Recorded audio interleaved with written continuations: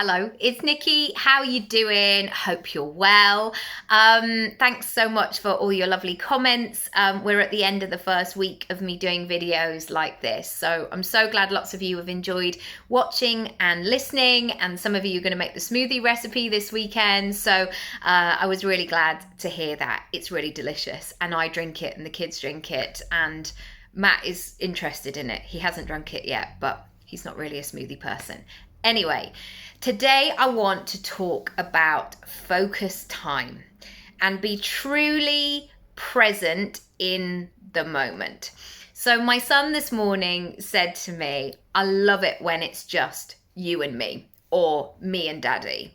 And it happened to be me this morning who took him to school.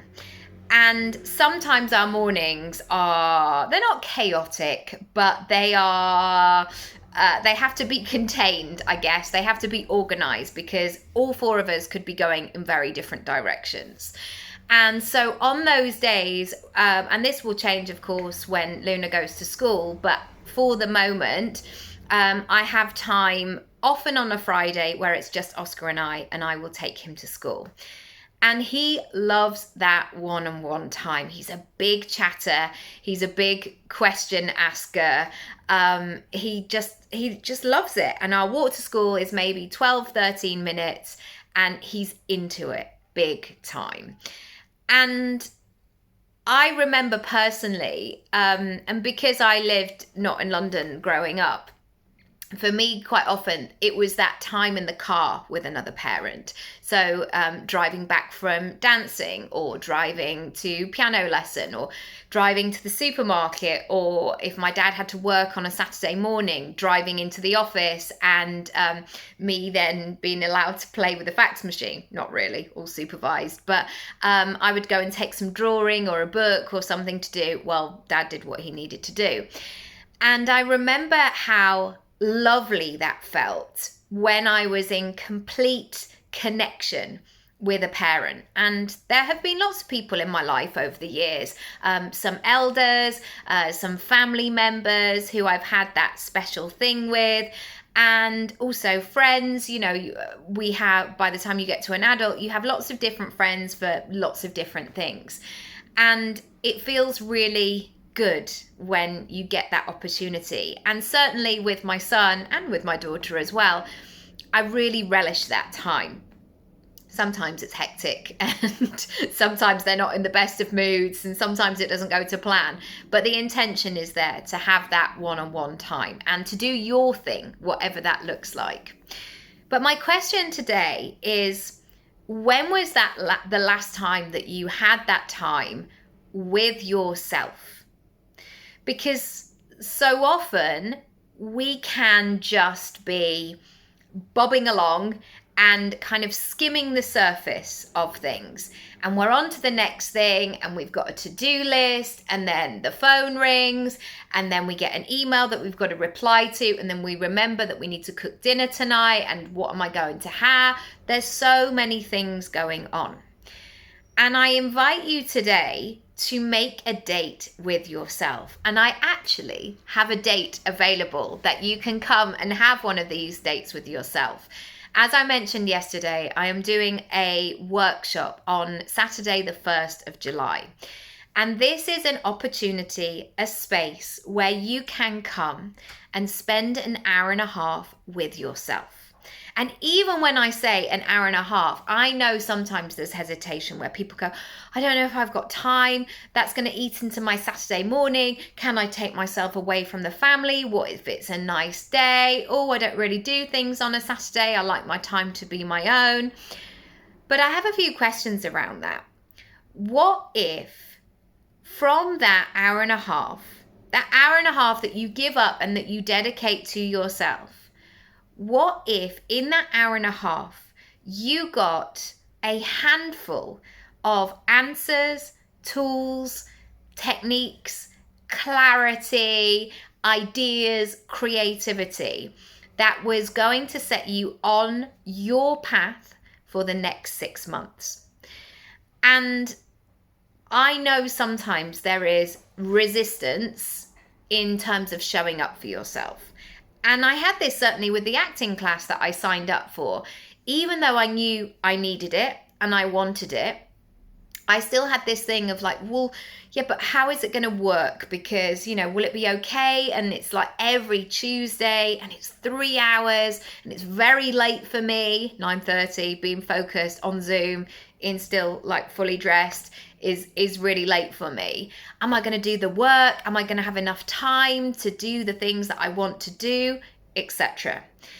And I was really noticing what was coming up for me there. And I'll tell you, I'll be very frank with you. There was some vulnerability there of putting myself in a room with strangers. There was a possibility that I was going to stretch myself out of my comfort zone.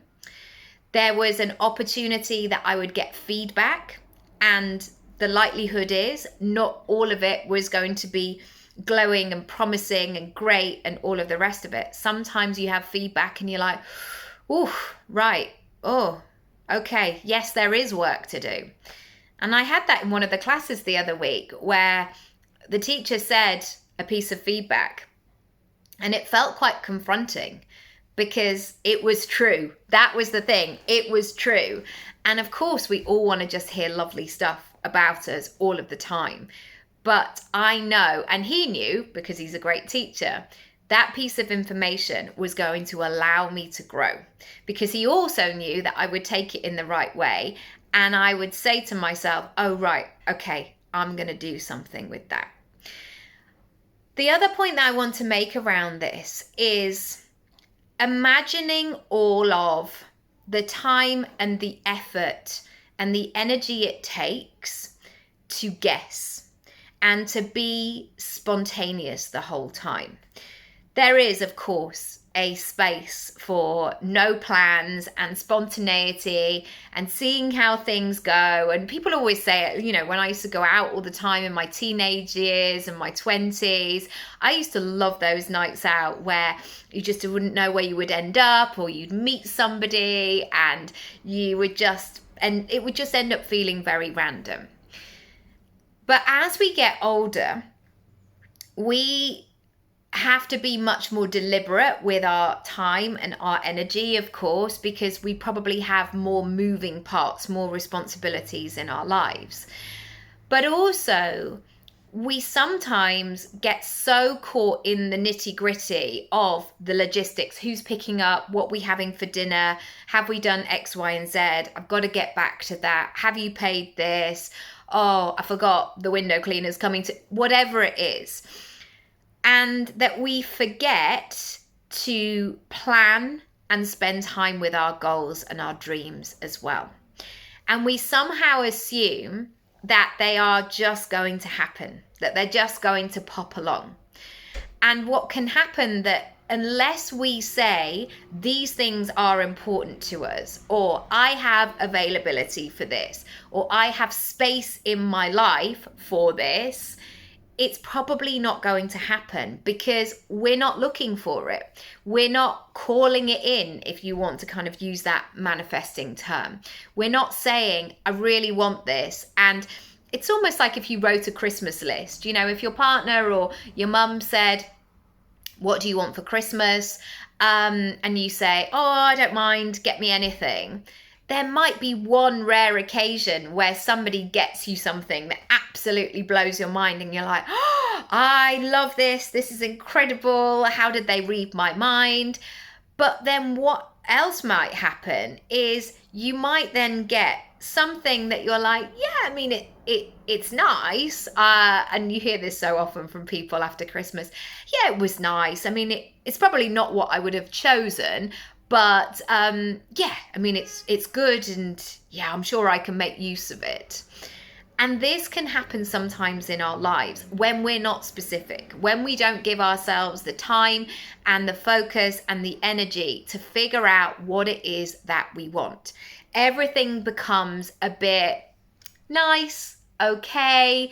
It's not quite a match, but it's all right. I mean, we should be grateful for all of these stories start to come.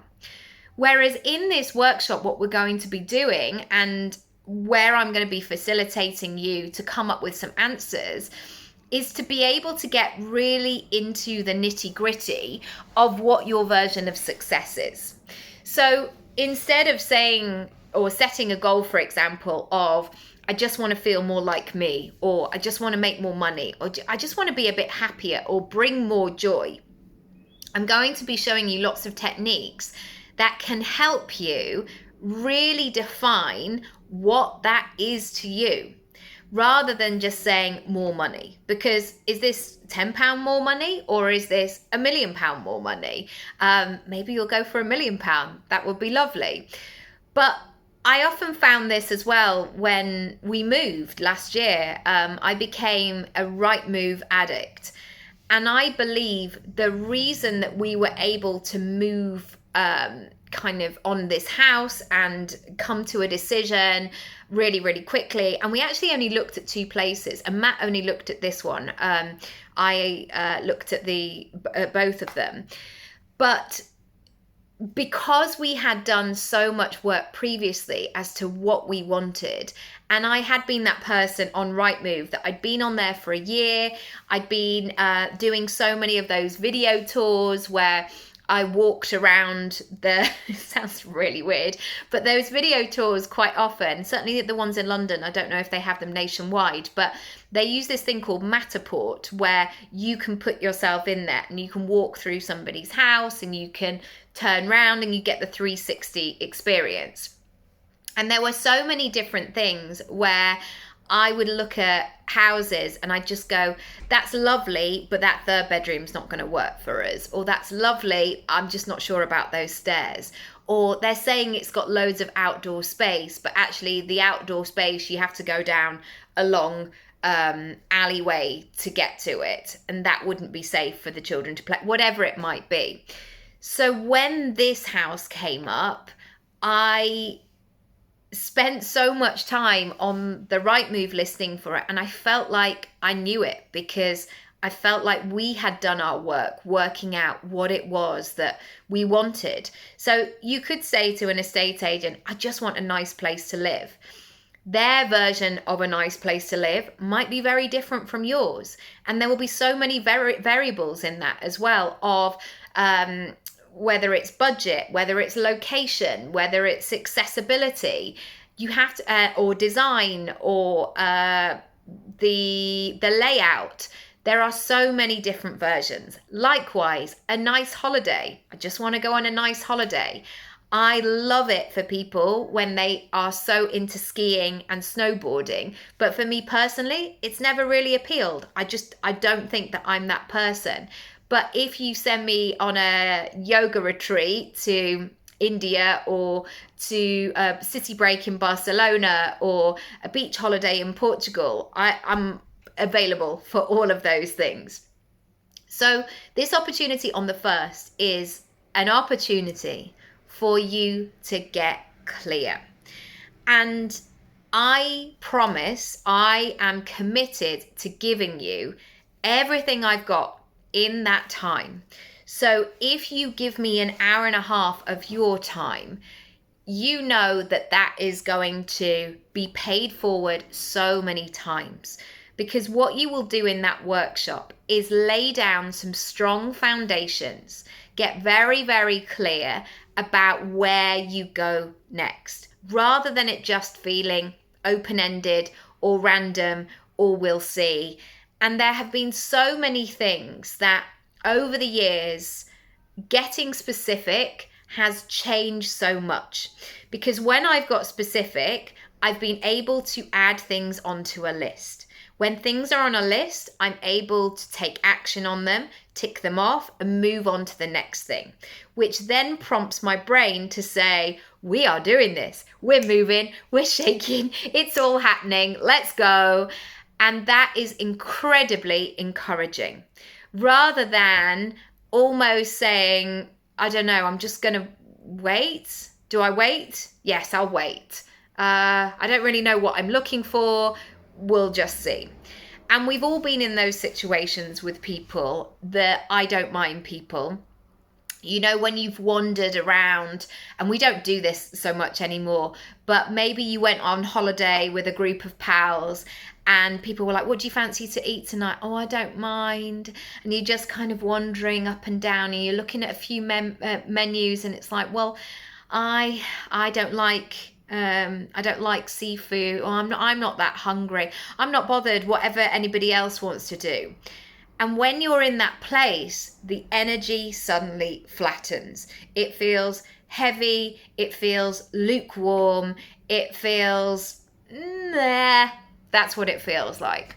Whereas if you've got, and I'm not trying to take all of the joy out of people's holidays, but if you've got a spreadsheet already and you're like, okay, 3 members of our 8-person party don't like seafood, we're just not even going to look for seafood restaurants. We're not going to do that.